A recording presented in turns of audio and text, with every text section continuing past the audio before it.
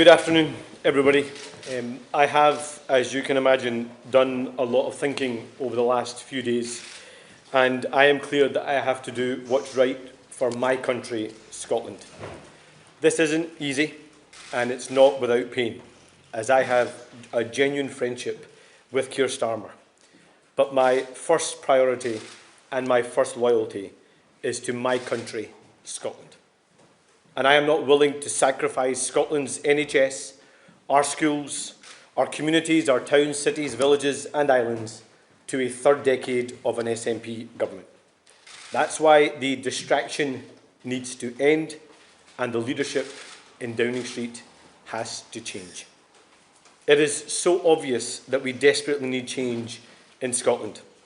And in 3 months' time, the opportunity to get rid of a failing SNP government is one that is too important to be missed. We cannot allow the failures at the heart of Downing Street to mean the failures continue here in Scotland. Because the election in May is not without consequence for the lives of Scots. We have an NHS crisis where too many Scots can't access the treatment they need and when they need it. We have a housing emergency with more than 10,000 Scottish children homeless right now. And we have too many young people not feeling safe at school or on our streets or missing out on the opportunities they deserve. And we have an SNP government that is addicted to secrecy and cover-ups with devastating consequences. That's why I have to be honest about failure wherever I see it. The situation in Downing Street is not good enough. There have been too many mistakes. They promised they were going to be different, but too much has happened.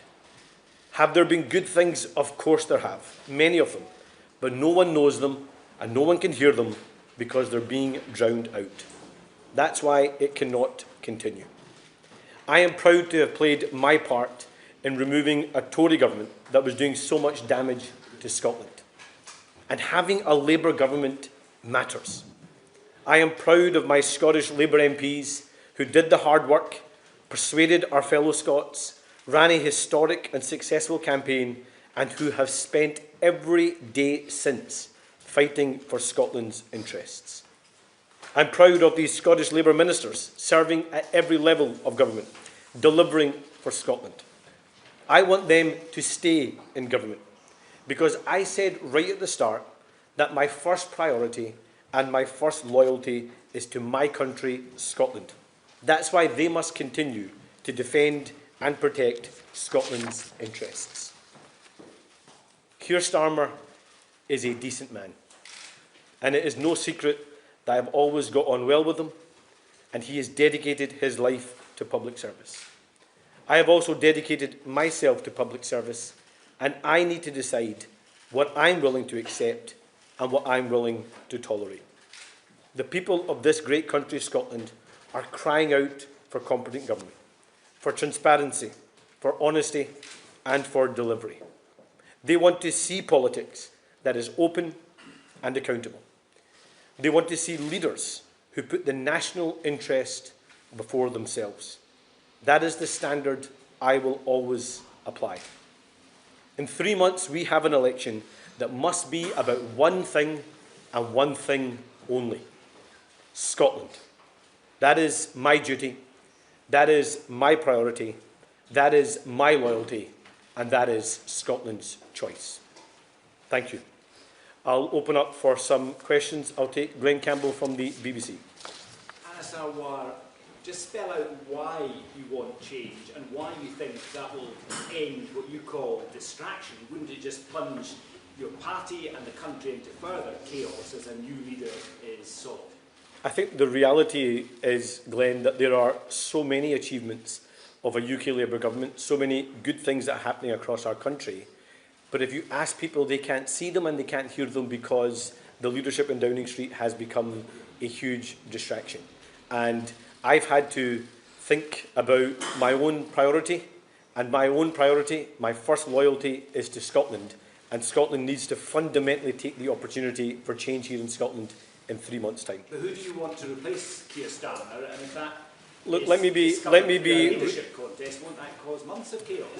Let me be really clear. I am not supporting or backing any alternative or any candidate. This is not about MPs versus MSPs. This is about what is right for Scotland. And it is for the UK Cabinet, it is for Downing Street, it is for the UK Labour Party to decide any process, any timeline, and what comes next. Colin Mackay from STB. You told me on Thursday you thought that Keir Starmer would still be Prime Minister come the election in May. What's changed since Thursday? Well, what I said to you, Colin, was that yes, he could, but we needed answers. And I think, to be honest, the answers and the issues are much broader now. There have been too many incidences where the wrong judgment calls have been made. There have been too many mistakes, and that is distracting from the vital work of government, and it's also distracting from the big choice that people in Scotland have to make in 3 months' time, and that's why I think it needs to change in Downing Street. Have you told the Prime Minister about this statement before making it? Yes, I spoke to the Prime Minister earlier today, and I think it's safe to say that he and I disagreed. Conor Gillies from Sky. Anas Sarwar, one of your own Scottish Labour MPs is reacting to what you're saying here, calling it idiotic, immature, incoherent and self-defeating. It's playing right into your opponent's hands, according to that senior figure. Have you done this to blame the Prime Minister if you failed to become First Minister in May? And second of all, if you don't mind, last year you called Peter Mandelson an old friend when it was public knowledge that he had links with Jeffrey Epstein. How do we take you seriously in cleaning up politics when one of your own Scottish Labour MSPs is best friends with a convicted paedophile? Well, let me first say that the approach of briefings I have always called out. And that's why I'm not taking the approach of briefing, I'm not taking the approach of talking to journalists in private. I'm being upfront and honest about my view and my first priority and my first loyalty being to Scotland, and that's why I'm doing what I believe is best for Scotland. And let me also be clear that Peter Mandelson is not someone or something I want to be associated with. I met him in his capacity as the ambassador ambassador to the US because that was the right thing to do in Scotland's interest. But should he have been appointed the ambassador? No. Should he be a member of the Labour Party? No. Should he have a seat in the House of Lords? He shouldn't, and it's right now that he is investigated by the police. Peter Smith from ITV. Who else did you speak to about delivering this speech today? Who knew that this was coming? Look, I've obviously spoken to those in my own team. I have had many conversations with many figures across the UK Labour family, both in government and out. And I've been really honest with them about my view, the situation we're in, how I believe this is intolerable, and that I am going to do what I think is right for my country, Scotland. I could have chose to stay quiet, to keep the head below the parapet and just carry on as if everything was fine for the next 3 months. But my first loyalty and my first priority is to Scotland. And Scotland so desperately needs a different kind of government in Scotland. I mean, you think about some of the things I've been speaking about in the last few weeks. We have had the most intolerable cover-up at the Queen Elizabeth University Hospital, where lives were lost, families were lied to, staff were gaslit. Do we really want to sacrifice Scotland's NHS to a third decade of the SNP? We have children that are feeling unsafe in the classroom or on the streets because of knife crime or the challenge of mobile phones and social media. Do we want a government that's going to stand up on those issues and fight young people's corner? Do we want to sacrifice another generation to SNP government? No.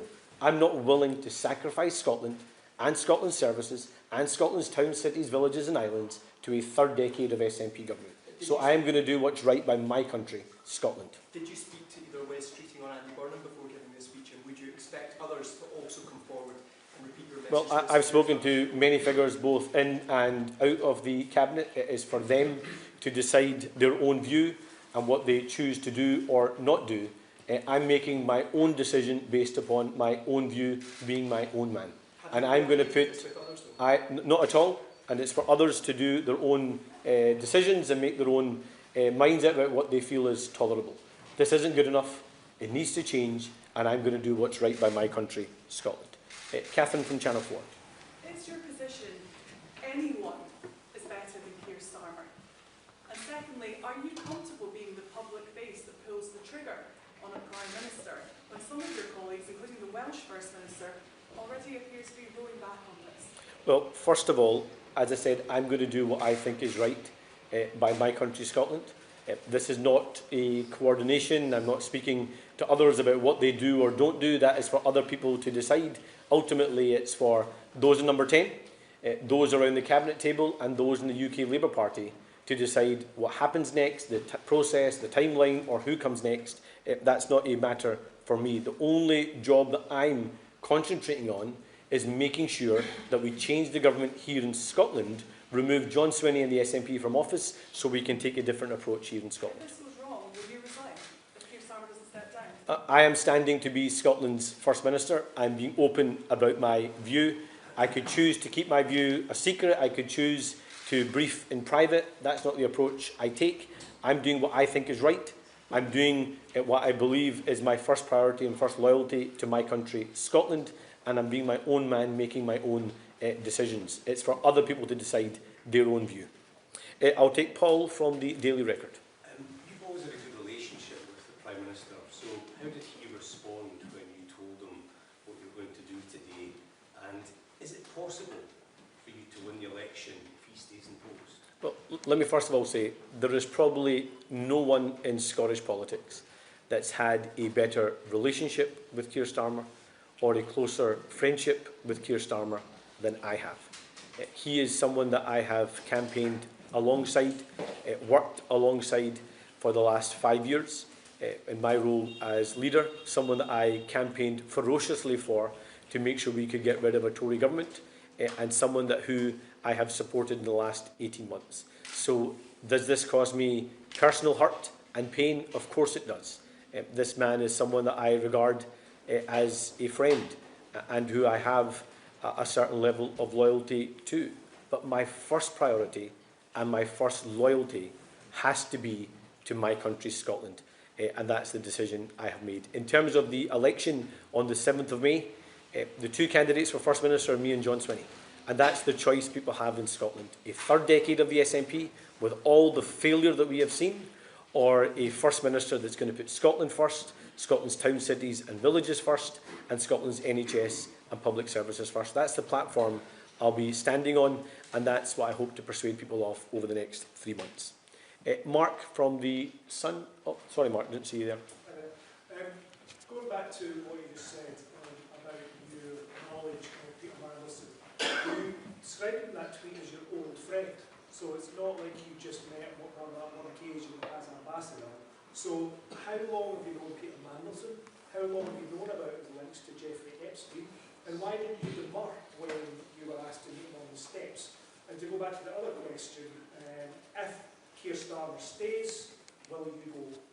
So I have known Peter since around 2021. I obviously spoke to him in Washington when I was there to defend and protect Scotland's interests, partly through Tartan Week, partly through the negotiations at the US-UK trade deal and all the importance that has for our country. I didn't appoint him US ambassador, he was appointed as US ambassador, and it was right that I had those conversations with him to protect Scotland's interests. But is that someone that I want to be associated with? No. He has betrayed this country. He has betrayed the party he was once a member of, and he has betrayed the public in terms of his actions and his relationship with Jeffrey Epstein. And to the other point you make, it is now for others to decide any process, any timeline, and who the next Prime Minister may be. I'm going to spend all my time concentrating on removing John Swinney, changing the government here in Scotland, and making sure we deliver the new direction Scotland needs. Thank you all so much. People decide he should stay, will you go? Well, that's for them to decide. I'm only answerable to one group of people. That's the people of Scotland. That's who I serve. That's who I stand for. That's who I'm campaigning for. And that's the people I want to deliver for. I only have one relationship and one loyalty that matters most to me, and that's to Scotland. Thank you.